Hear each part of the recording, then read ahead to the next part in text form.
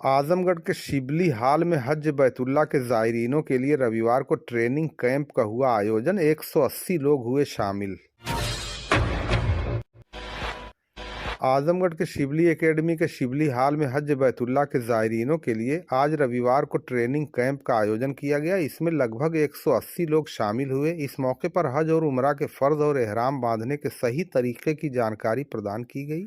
प्रशिक्षण कैंप में आजमगढ़ जिले से तकरीबन 180 लोग शामिल हुए। इन्हें हज और उमरा के फ़र्ज बताए गए और एहराम बांधने के सही तरीके से इन्हें अवगत कराया गया। प्रशिक्षक मौलाना मोहम्मद अफजल आजमी ने बताया, हज के अरकान पूरे करने में 5 दिन लगते हैं। उन्होंने बताया कि मक्का शरीफ से मीना, मुजदलफा और शैतान को कंकड़ मारने और कुर्बानी के बाद सिर का बाल मुड़वाने के बाद हज संपन्न होता है। तरबियती कैंप में तमाम हाजी को सुन्नती तरीके की जानकारी प्रदान की गई कि कौन कौन सी दुआ कहाँ पर पढ़नी है। पूर्व प्रशिक्षक हाजी सलीम द्वारा एहराम बांधने के तरीके की जानकारी प्रदान की गई। आपको बता दें, एहराम हाजियों द्वारा पहने जाने वाला कपड़ा होता है।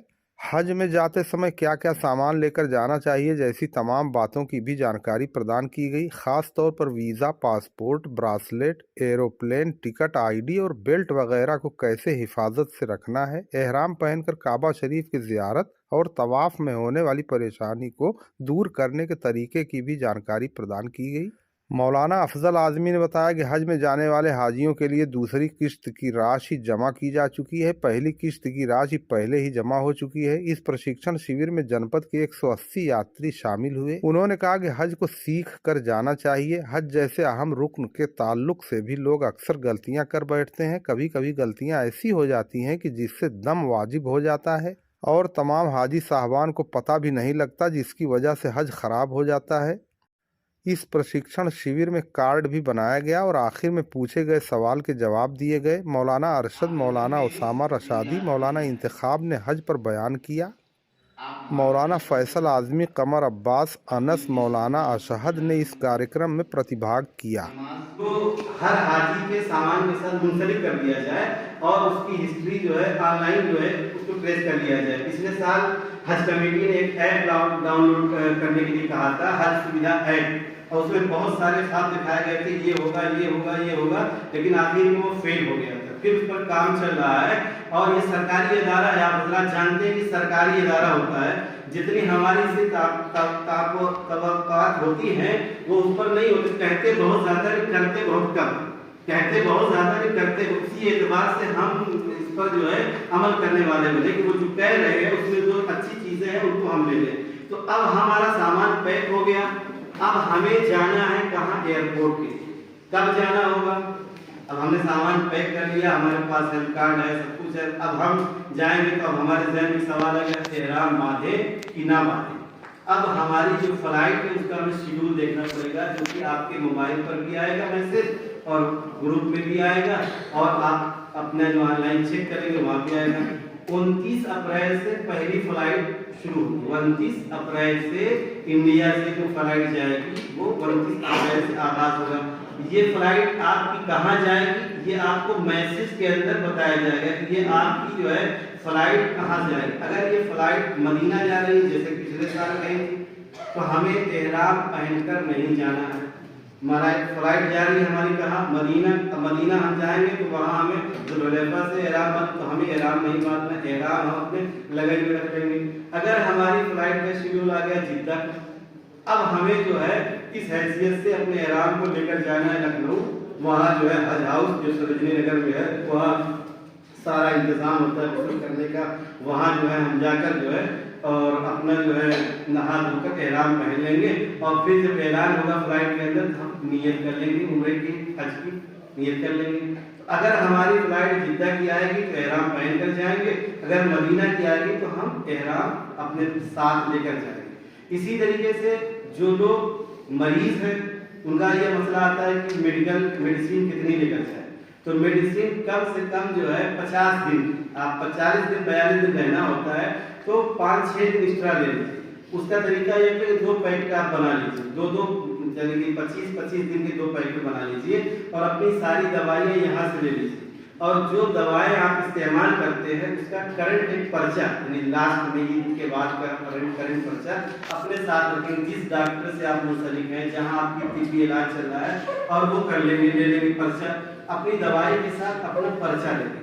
और जो दवाएं ममनू हैं उन दवाओं को अगर कोई रिश्तेदार कोई भी कहे, उनको हरगिज ना ले। जैसे कोई भी सामान अगर कोई दे तो आप उससे माजरत कर लीजिए। बहुत सख्त कानून, उम्रा के लिए लोग गए, पता लगा कि वो किसी चीज में पकड़ के उनका सर कलम हो गया। तो आप हज के मुकद्दस सफर पर जा रहे हैं, आप यहाँ रवादारी न कीजिए। कोई कितना खास हो, आप उससे कोई ऐसी चीज ना ले जो पैकेट बंद करके आपको दे। आप कोई भी चीज ऐसी है, कोई कपड़ा है, कोई ऐसी चीज है, तो उसको ओपन करिए, खोलिए, देखेंगे हम सामान क्या है। अगर वो ले जाने लायक है तो आप उसको ले जा सकते हैं।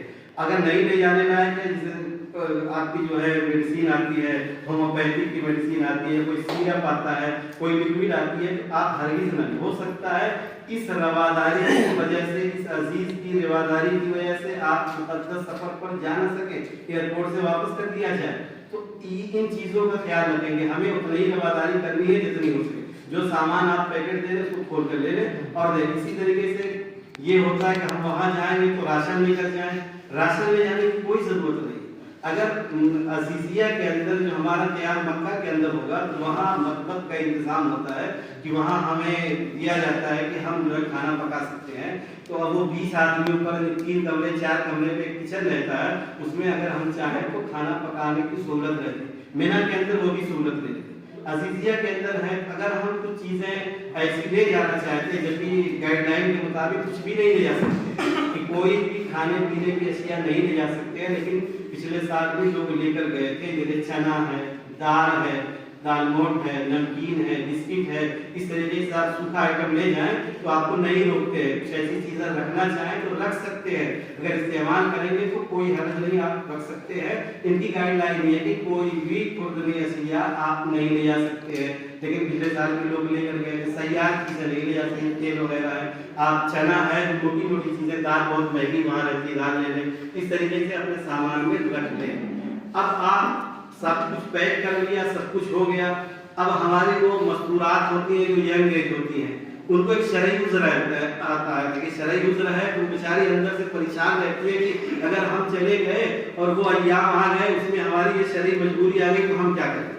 उसके लिए होता है कि आप किसी लेडीज डॉक्टर से रुजू कर ले, जो आपका करीबी लेडीज डॉक्टर हो। कुछ मेडिसिन ऐसी आती है कि जिन्हें पेशगी खाना पड़ता है, जब पेशगी खाएंगे तो आपका वो पीरियड आगे बढ़ जाएगा। तो आपका वो जो अय्याम है वो अब सारे घर मसूरात को पता रहता है, उस एतबार से आप उसकी तैयारी पेशगी कर लेंगे और दवाएं ले लेंगे, दवाएं इस्तेमाल करेंगे तो शरई तौर पर आपको कोई तवात नहीं होगी, वो हार्मोनल दवाएं होगी, उससे आपको फायदा मिलेगा।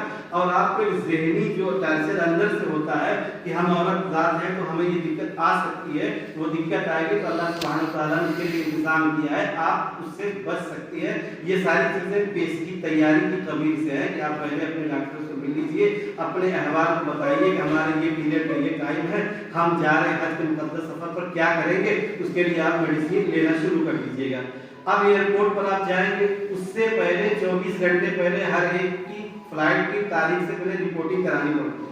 पहले जाकर करानी पड़ती थी कि अपने दस्तावेज लेकर जाइए, एक आदमी जाता था, वह रिपोर्टिंग कराता था। रिपोर्टिंग होने के बाद ये होता था कि अब ये हाजी जो हम जितने हज का फॉर्म भरा है, अब ये मुकम्मल फिजिकल फिट है, अब ये सफर के लिए जाएगा, कोई चीज़ माने नहीं। इसके लिए वो रिपोर्टिंग 24 घंटे पहले चुके लेते हैं। अगर आप किसी वजह से कैंसिल हुए तो आपकी सीट पर दूसरे को मौका मिला, आपकी सीट पर दूसरे लोग जाएंगे, फ्लाइट खाली नहीं जाएगी।